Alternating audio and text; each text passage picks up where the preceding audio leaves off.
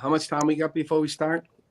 We are going to start right now. Good evening, South Florida and beyond. For everybody who may be watching our NBC6 Facebook Live, what every family needs to know about opioids. I'm Jen Herrera. It is my true pleasure to be a bit of a moderator this evening. You'll notice I'm not alone. I am joined by a very impressive panel. If you watched on Saturday night here at NBC6, we did a 1-hour special on opioids, what opioids are, how long they've been around, how they have been impacting people for years and years, decades, going way back. Also, how many Americans unfortunately die on a daily basis because of opioids and opioid addiction.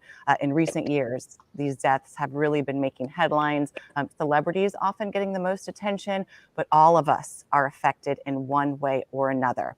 I want to thank everybody for being with us tonight who's watching, and also our panel. Everyone's going to get a chance to weigh in and meet them because they are incredibly knowledgeable and honest when it comes to the conversations about opioids, about addiction, about the disease of addiction. I want to start things off with Keith Barker, Assistant Special Agent in the DEA Miami Division. And Keith, I want to go ahead and start with you for this reason. During the special on Saturday, afterwards, I got several messages from parents, moms saying, thank you for putting this together. Thank you to NBC6 for highlighting what's happening. For these parents, how crucial is the opioid crisis in South Florida? Good evening. Thanks for having me. When you look at the opioid crisis in Florida, and not just Florida and beyond, it is very epidemic proportions.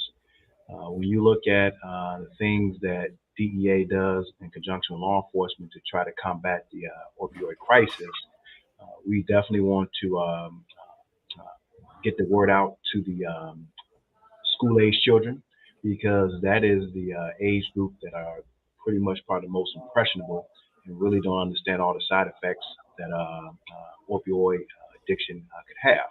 So it's very critical that we reach teenage kids, grade school kids as well, and get the word out. So it's a very critical juncture that we're at right now. You know, as parents, as a mom of a preteen and a teen, you know, I want to know, how easy is it for our kids to get their hands on these, Keith? And I know a lot of parents are asking the same question. I mean, is it everywhere?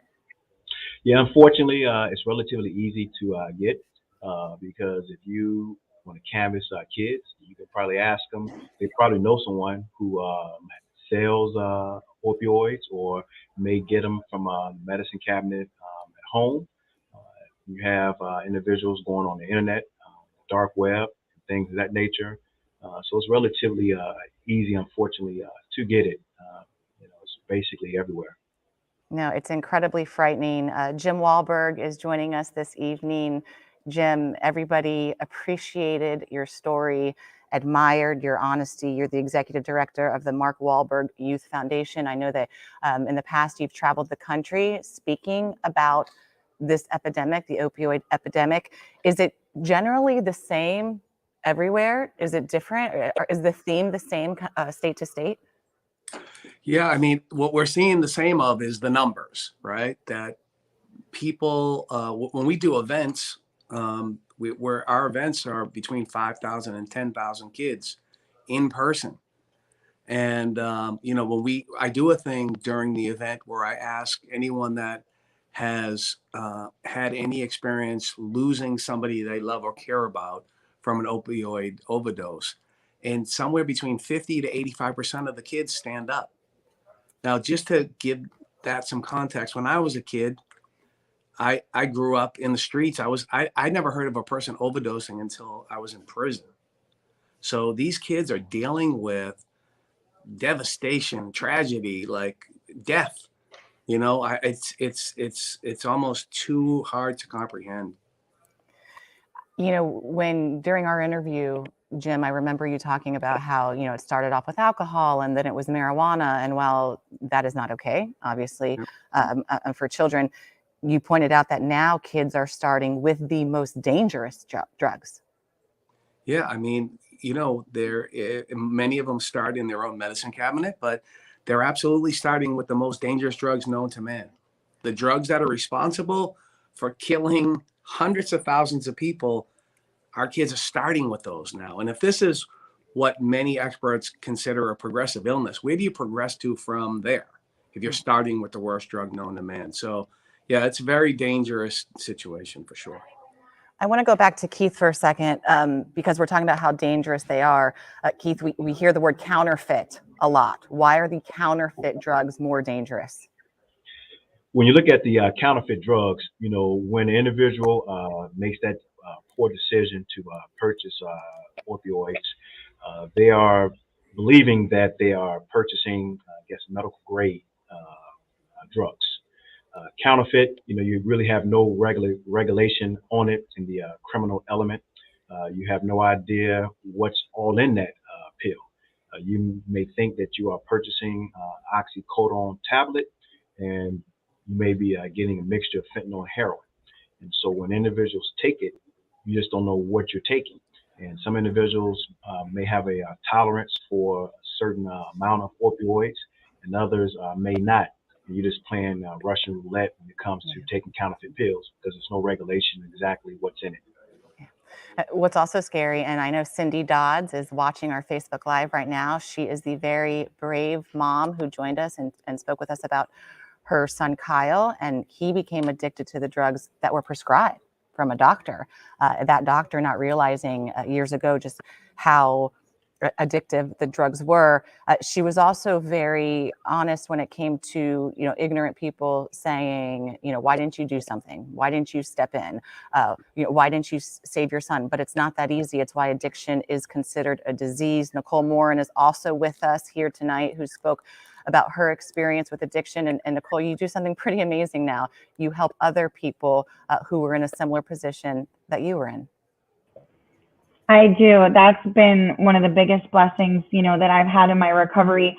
You know, starting off being able to mentor young women and men. I was a life coach for youth that were suffering from emotional behavioral disorders and substance use. And now I get to help, you know, mothers who are trying to get into a journey of recovery, who are pregnant and who are struggling with these opioids out there, and I get to link them to services. And it's really just been a blessing, you know. A big part of why, you know, I recovered is I always had that inner desire to help others, you know, and because I chose recovery today, I get to do it every single day. And there's really nothing more that, you know, I could really ask God for than to be able to give this gift away, not only to the youth and the mothers and the individuals that I help, but to the families, because, you know, the families need hope too, that we do recover. People like me do recover. So it's really a blessing. Why do you think, Nicole, that the peer-to-peer support is so important and so effective? I think that the peer-to-peer support is so effective because we can reach a level of mutuality. You know, when I go to somebody and say, hey, you know, I might not know exactly what you are experiencing because we each experience the same situation differently. I can, you know, go to them and say, I've been maybe where you've been, you know, I've done the substances you've done. I've gone to jail. I've, you know, had these things happen. I've lost my family. I've lost friends and things like that. And immediately that connection is made because we've walked that same path, just had different situations. And I think that's where peer support, you know, comes in, is because we've kind of been down the same path and it's really successful. Yeah, there's no judgment, there's acceptance. It's that, hey, if I did this, you can do this too. Speaking of recovery, Angela Ventura is joining us again tonight. She was with us on Saturday as well. She's the director with United Way of Broward County. Angela, if someone's just jumping on to Facebook right now, they're joining us this evening, and either they or a loved one is battling, where's the first place they should go or a number to call?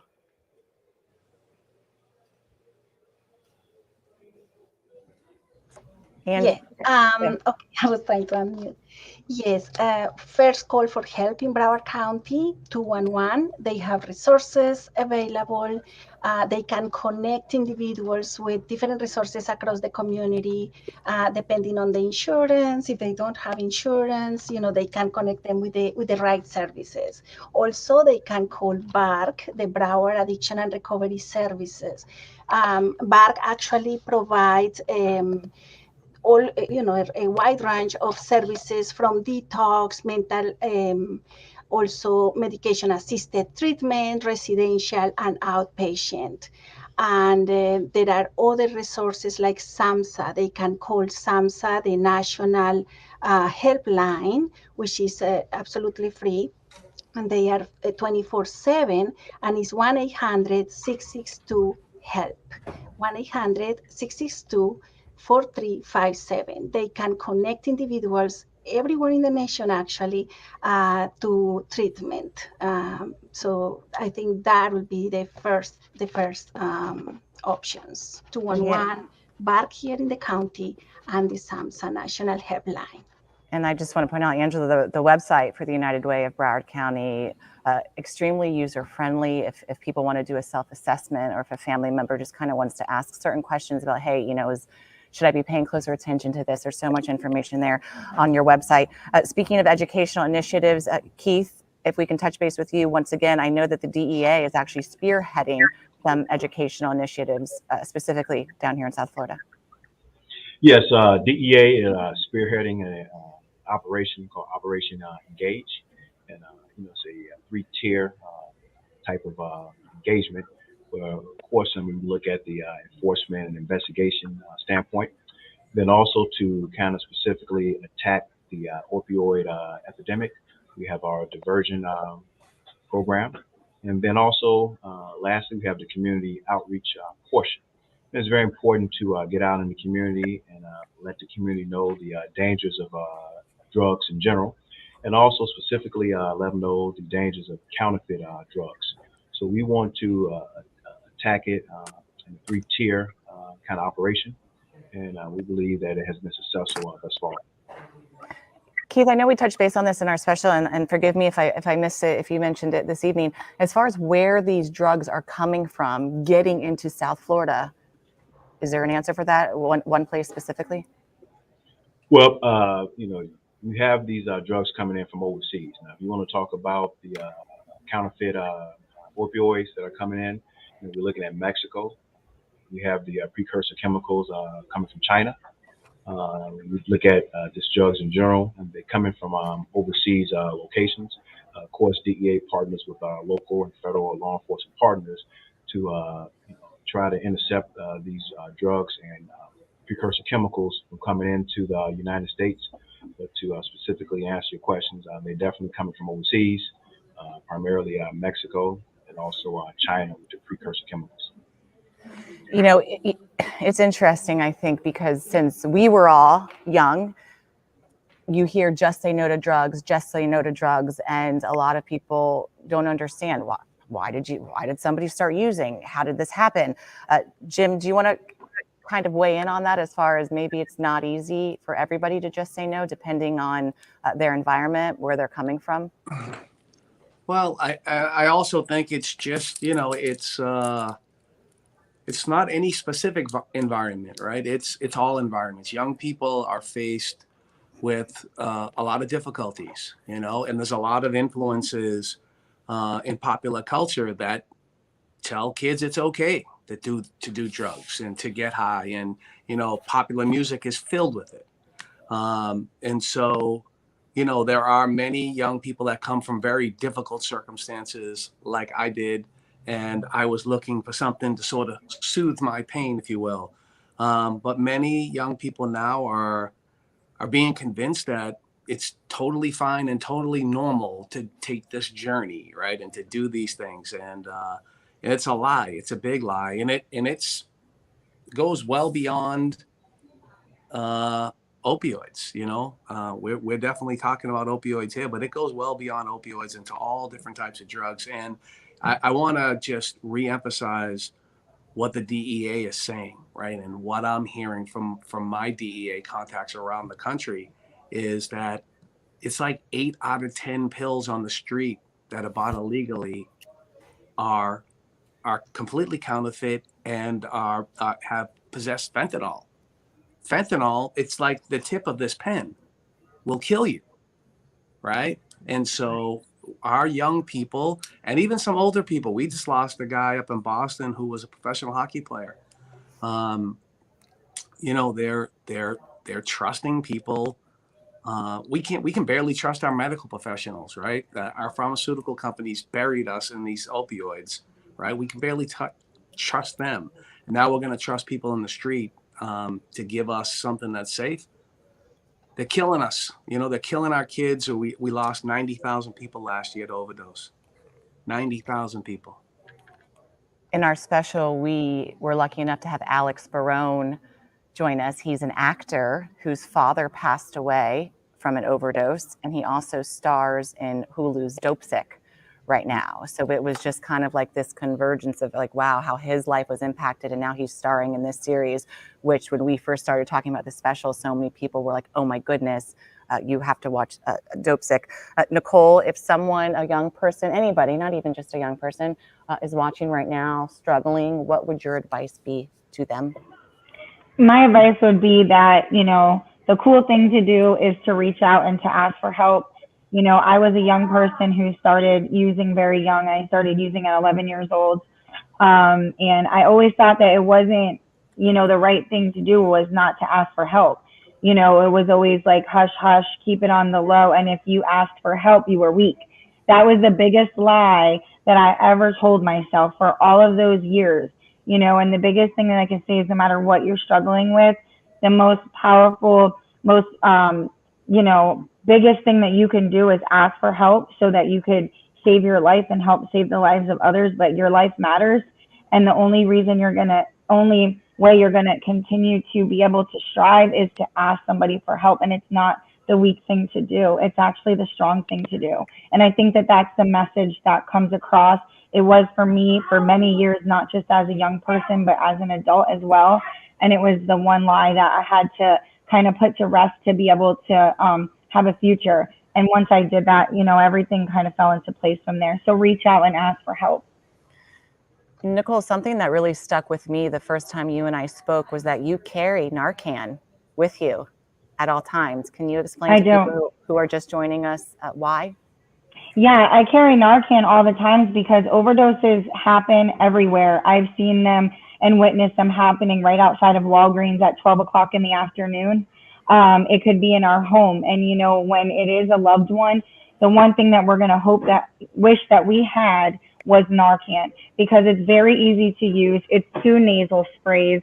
That's it. And it could save the life of so many. It does in the community every day. So I don't want to be the one to know that I could get it, know that it's free. And then when I need it, God forbid, if I need it wherever I am, to say, I wish I had it. I wish I would have listened. I wish I could have saved so-and-so, so I carry it with me. I have 3 boxes in my house. Wherever I go, I try to carry it with me because we just never know when this is going to happen. It's happening everywhere, and it's better to have it than not to. And speaking of Narcan, Angela, I know that you can help us with this. Who should have access to Narcan? Nicole mentioned no cost. Is it no cost for everybody? And where can people get it?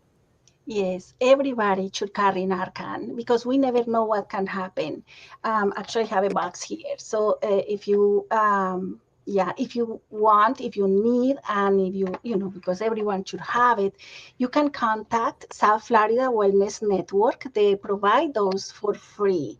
The phone number is 954-533-0585.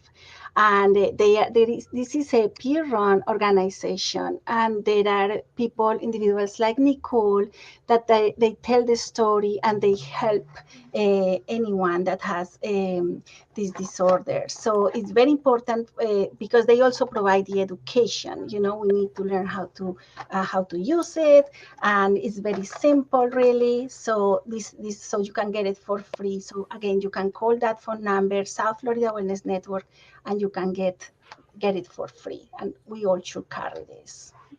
No, that is great to know. And I want to remind everybody that this Facebook Live will be up for quite some time. So if you happen to miss any of those phone numbers or any of the information, you'll be able to rewatch it. Also, the special that aired on Saturday night is up on our NBC6 YouTube page. So there's a lot more information there. Jim, I'm going to give you this question. And if somebody wants to weigh in after Jim, please feel free. As far as a family struggling right now, Jim, what can somebody else do to help?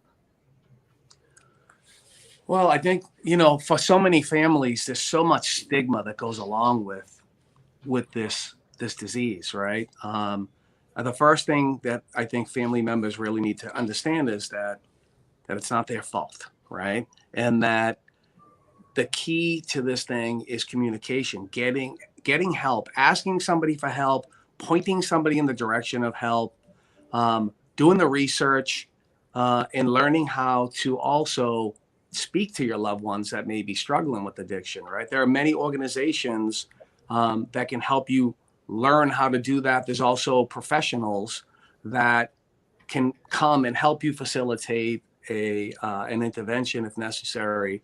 But communication is the key.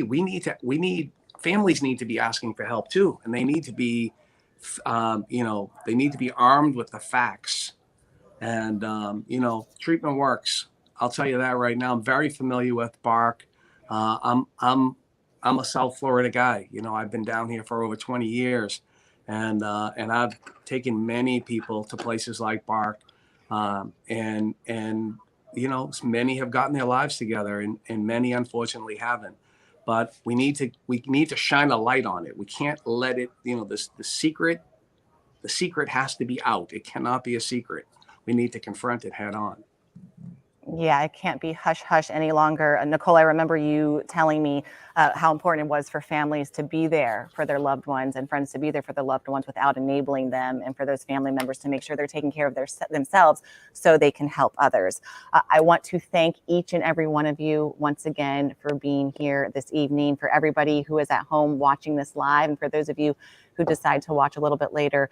Thank you so much. Once again, our NBC6 special, What Every Family Needs to Know About Opioids, is on our NBC6 YouTube page. A lot of information. I encourage families to watch it with your children. They will be interested. They will ask questions. Let them ask those questions. And as you heard so many people speak here tonight, young kids need to know the effects of these drugs. And as parents, we do need to know how prevalent they are. Thank you to the entire panel once again. Good night.